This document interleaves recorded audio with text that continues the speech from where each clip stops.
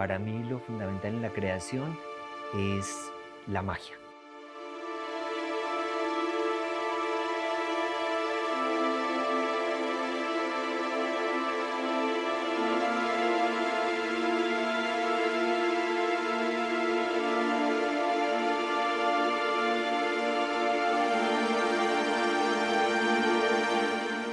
Todo elemento cotidiano,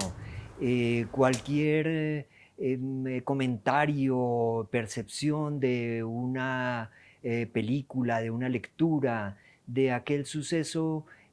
fortuito, casual, de una serendipia que ocurre en un momento determinado en el transcurso de un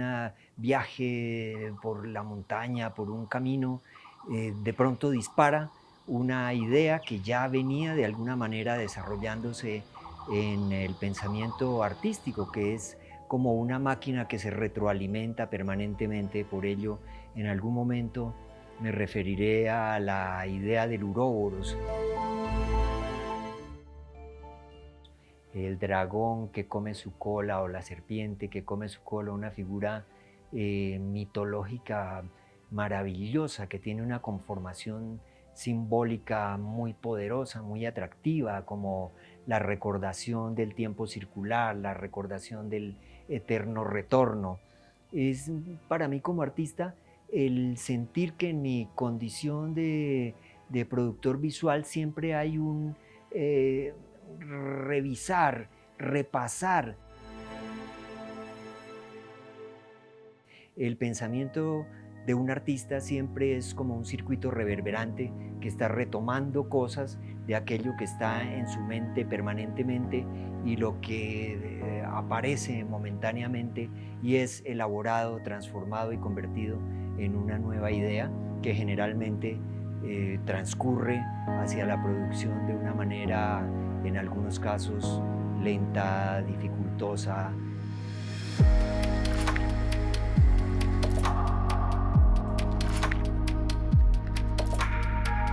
La atención del mundo onírico es algo fundamental en el proceso creativo. Tanto es así que de alguna manera creo que nos pasa mucho a los artistas que comenzamos en un determinado momento a confundir el sueño con la realidad.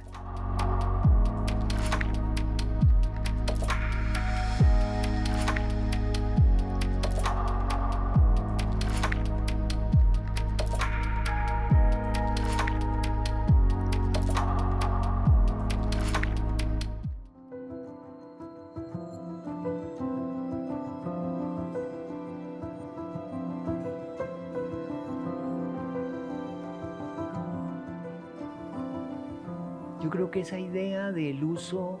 de las palabras, de la fascinación con las palabras, tiene mucho que ver con mi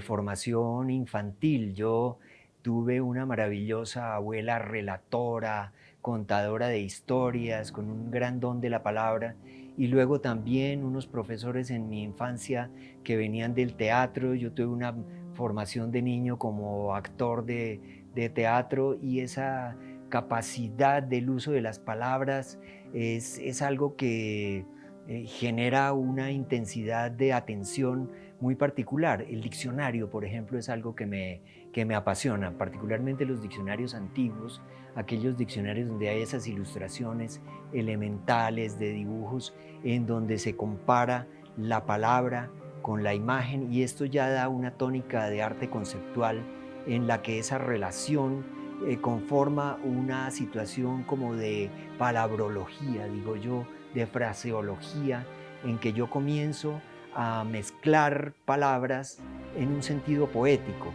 que siempre ha sido algo que tiene que ver como con una dualidad que permea toda la obra, esa mezcla de dos elementos que se encuentran en algún momento de forma surrealista, se origina muy intensamente en el encuentro de las palabras.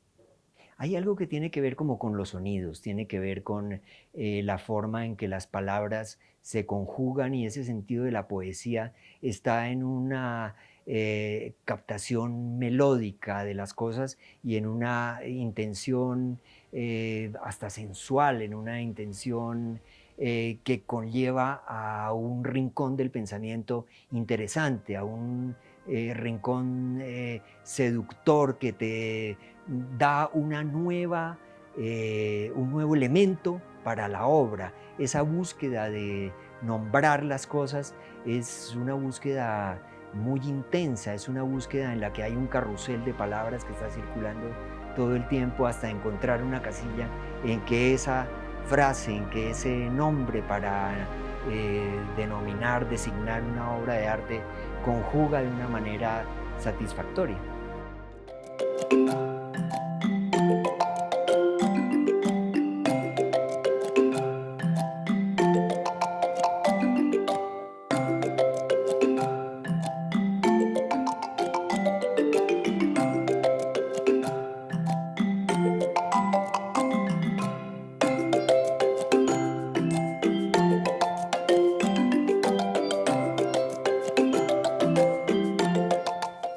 El juguete en la obra tiene una presencia permanente desde los comienzos en relación a su color, a su serialidad, a ese sentido de elemento primario, cromático, y cómo,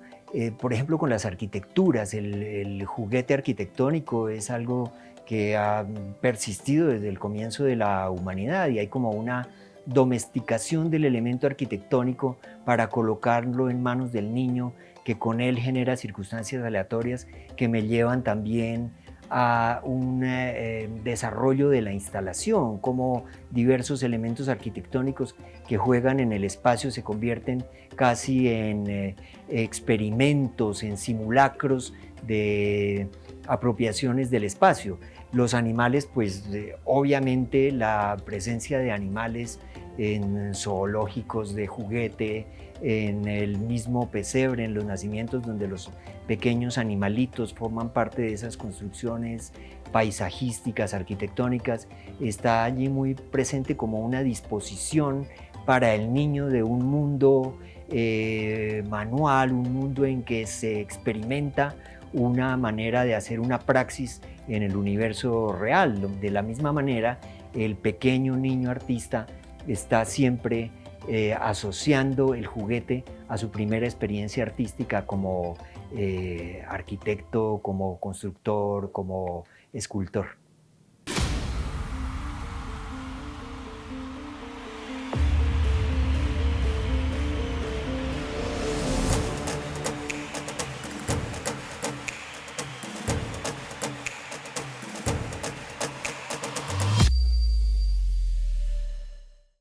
El color en la obra viene de varios focos. Uno, obviamente el del juguete, en que la mayoría de los juguetes, sobre todo en el periodo pop, comienzan a ser unos juguetes coloridos, unos juguetes que son señal reclamo, que están llamando la atención del niño, que generan una carga de diversión, una carga de un elemento llamativo, muy sensual, seductor. Al mismo tiempo, el color de mis obras tiene mucho que ver con el universo precolombino, con el universo andino, con el universo popular, del mercado popular, del juguete de la circunstancia popular latinoamericana, en que el transcurso de la cotidianidad de la gente en su transcurrir cotidiano en las ciudades, en los pueblos, está lleno de colores vivaces y de una interacción que tiene que ver con los sonidos, con la experiencia artesanal y con la naturaleza.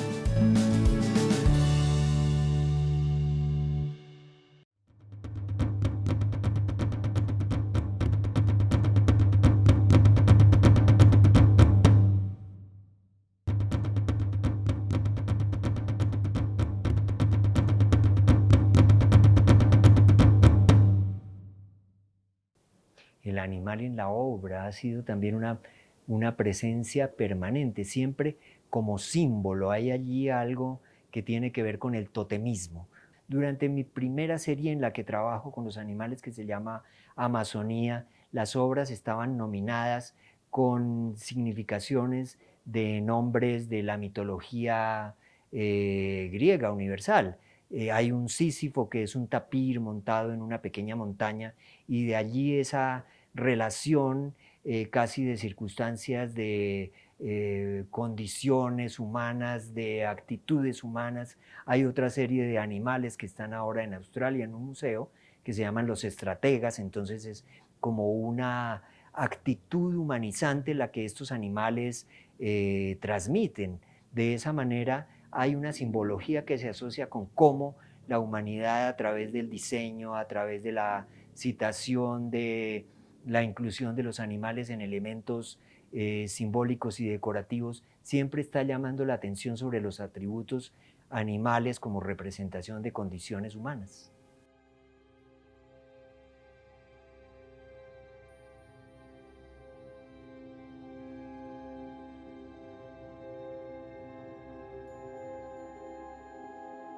La arquitectura también ha estado siempre muy presente en mi obra desde las primeras producciones que tenían elementos muy escuetos de citación a formas de la arquitectura medieval, de cosas que veía en las pinturas de Giotto y de los pintores medievales y renacentistas como simbología de la presencia humana, del trasegar humano como huella, como impronta de la realización humana, en muchos casos mostrando ese final de la arquitectura que es la ruina, de cómo lo que queda de todas estas sociedades tan exitosas como la romana, como la civilización egipcia, como la civilización griega, termina solamente en el destello de algo que nos produce una sensación dolorosa, pero un brillo también melancólico y hermoso de lo que fue un pasado glorioso. Las arquitecturas están allí muy presentes siempre como un testimonio de lo que fuimos, de lo que somos y de lo que probablemente seremos.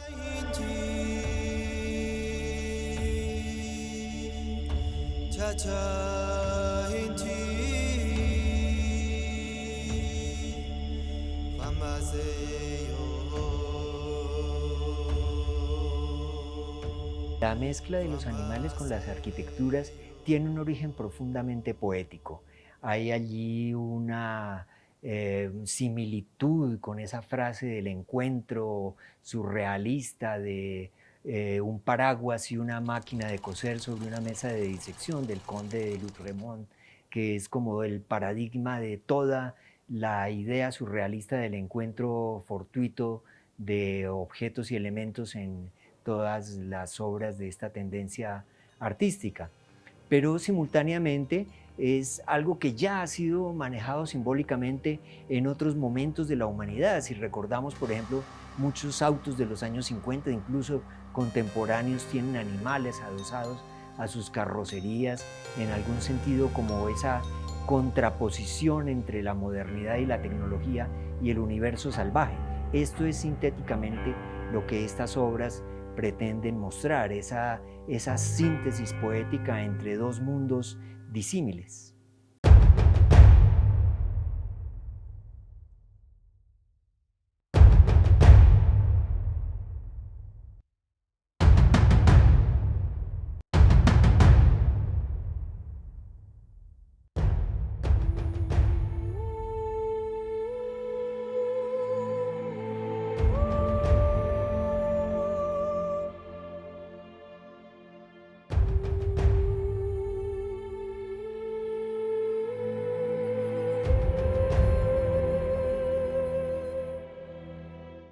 La pieza La persistencia del deseo, una pieza en bronce que representa un grupo de zorros dorados que se aproximan a un faro con una circunstancia singular, y es que tiene elementos también del pesebre, del nacimiento, de esa configuración poética, religiosa, absurda, surrealista, en la que hay elementos disímiles en su anacronismo, en su falta de coherencia con los elementos reales, para convertirse en un elemento absolutamente surreal y llamar la atención justamente sobre esa imagen tan sorprendente de los animales transcurriendo, retomando su espacio en los lugares abandonados por la humanidad.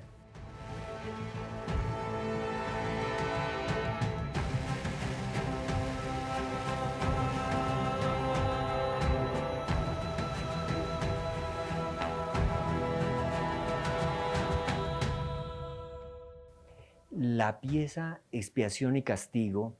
derivada de la pieza anterior de Los zorros y el faro, eh, tiene que ver con un suceso muy doloroso que transcurrió justamente durante la época de la pandemia, y fue la noticia del descubrimiento de una serie de asesinatos en iglesias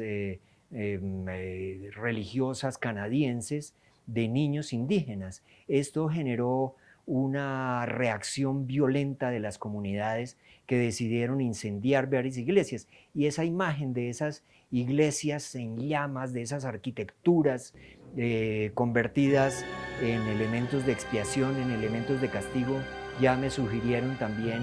una nueva confrontación surrealista, y es la de la iglesia en conflagración al lado de unos pequeños zorros del tipo zorros de fuego que existen en la realidad y que se llaman de tal manera porque su piel parece un fuego, parece una llama.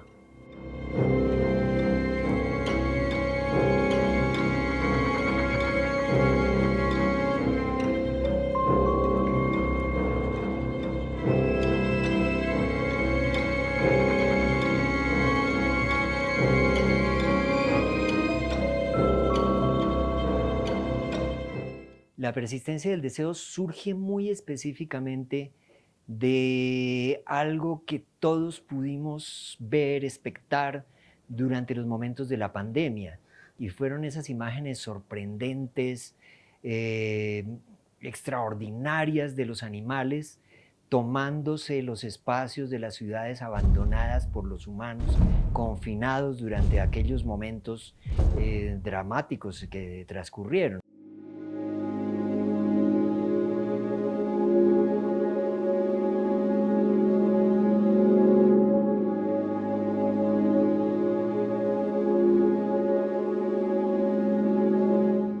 Esa circunstancia casi apocalíptica, pero en algún sentido también esperanzadora, de que algún elemento de la naturaleza volvía a retomar el control, y los seres humanos retraídos en su aislamiento dejaban el espacio para que el animal impusiese su capacidad de reconformarse, mostrándonos también que el ser humano podía llegar a tener un fracaso de su ambición antropocentrista al quizás ponernos en una circunstancia de desaparición, de extinción. De esa manera, el animal se convierte en un ser que nos llama la atención y que empieza a mezclarse con la arquitectura, como revelando también una condición de humanidad, de totemismo, en que el animal reemplaza al humano, confrontándose con esa simbología del humano que es la arquitectura como tecnología, como representación de su capacidad tecnológica arrogante. La persistencia del deseo son muchas cosas, pero tiene que ver, en primer lugar, con un pensamiento relacionado con la naturaleza, con esa relación de lo humano con lo salvaje del animal, con ese momento en que el animal deseante, el animal que está en su ciclo vital de calor, de celo, genera una fuerza vital que le lleva a un desarrollo de su capacidad de supervivencia, de dominación, de guía de su grupo social en términos animales. Pero no nos podemos apartar de que la humanidad está absolutamente próxima a ese sentido de animalidad fundamental. Y esa animalidad, esa compulsión de deseo, es en un sentido freudiano un motivo del desarrollo de la humanidad, un motivo de búsquedas, de desarrollos, de búsquedas de progreso, de búsquedas de dominación y en algún momento también de nefastas circunstancias en las que los momentos heteropatriarcales, de los momentos en que el hombre humano masculino asume un poder de la colectividad y sus construcciones sociales, sus construcciones arquitectónicas, sus construcciones artísticas revelan un deseo que va más allá de una conjunción sana y se convierten en un elemento patológico, en un elemento disruptivo que altera la sociabilidad.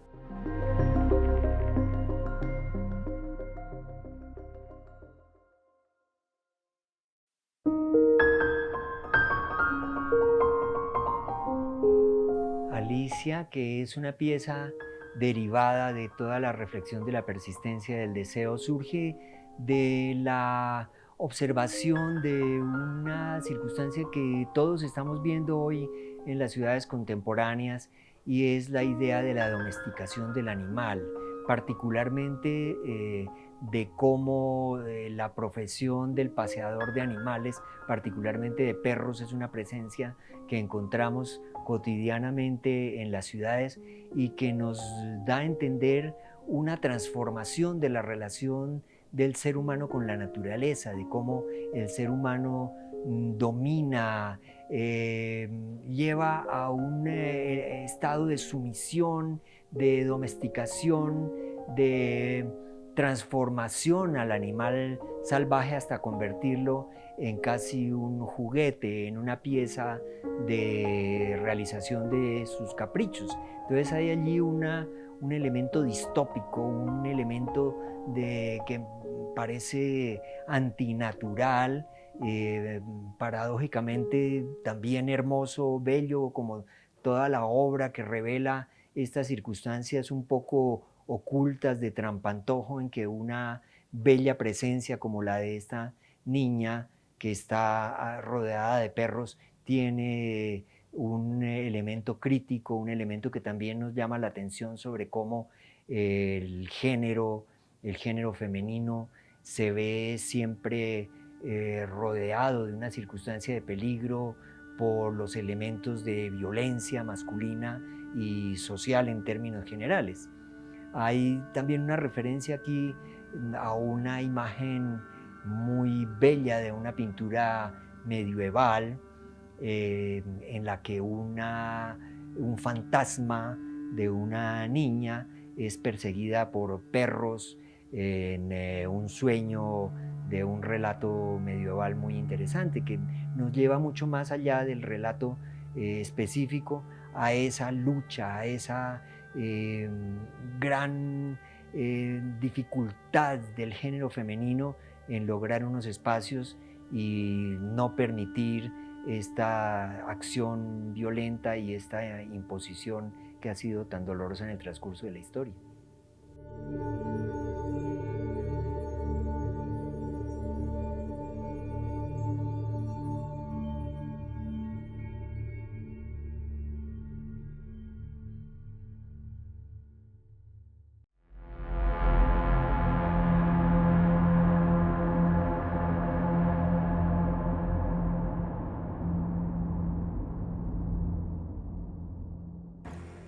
Éxtasis es una pieza que deriva de muchas formas de toda la serie porque tiene que ver con el, las relaciones humanas con el poder, de cómo muchas construcciones arquitectónicas nos están simbolizando, nos están trayendo a cuento la presencia de cómo las religiones a través de los elementos arquitectónicos de sus pagodas, de sus iglesias, de sus sinagogas, imponen una construcción de poder y de ideología, particularmente en las sociedades periféricas, en las sociedades colonizadas, en donde el pensamiento mágico, el pensamiento religioso originario se ve violentamente reemplazado por unos elementos sobreimpuestos de una manera en muchos casos violenta, sangrienta, como ocurrió en América Latina, y cómo estas sociedades sometidas de una manera casi que recuerda como un síndrome de Estocolmo, se convierten paradójicamente en los defensores a ultranza de estos pensamientos religiosos que se asocian con la política y que se convierten en elementos de prácticas performáticas religiosas que casi alcanzan unos sentimientos de éxtasis.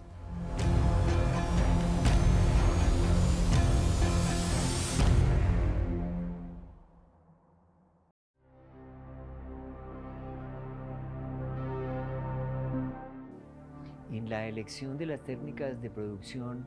ha habido como una libertad creativa inmensa. En algunos casos, cuando retomo, por ejemplo, la fundición de bronce o la talla en piedra, que hoy en día podrían ser considerados como elementos anacrónicos, hay una decisión profundamente terca de realizar tal cual y como yo deseo una pieza, ateniéndome a las circunstancias conceptuales que requiere esa producción. Por ejemplo, cuando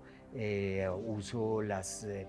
técnicas que tienen que ver con el arte precolombino, pues tengo que recurrir a elementos ancestrales de producción que hoy no mucha gente utiliza, pero simultáneamente aparecen otras formas de producción técnica como las resinas de poliéster, los plásticos, últimamente la impresión con las máquinas 3D, que tienen una connotación muy singular porque me llevan a un sentido conceptual de la aparición de elementos de inteligencia artificial que pueden ser captados de un mundo virtual en donde nunca han existido como piezas ejecutadas manualmente por un artista y que yo tomo como palabras y elementos poéticos. Vuelve esa relación con la palabra y la imagen para imprimirlos, traerlos a la realidad en un sentido que me llama muchísimo la atención. Hay una imagen que me parece muy diciente y es la de ese elemento victoriano del ectoplasma. En esas sesiones de espiritismo victorianas, a partir del cuerpo de los mediums, aparecían unos elementos que salían de su boca, de sus oídos, y se conformaban en la realidad como unas presencias plásticas que iban surgiendo mágicamente. Hay un sentido casi divino en ese hecho de producir un elemento y traerlo a la realidad y conjugarlo con otro muy distinto que está en ese universo de la inteligencia artificial para producir un acoplamiento poético.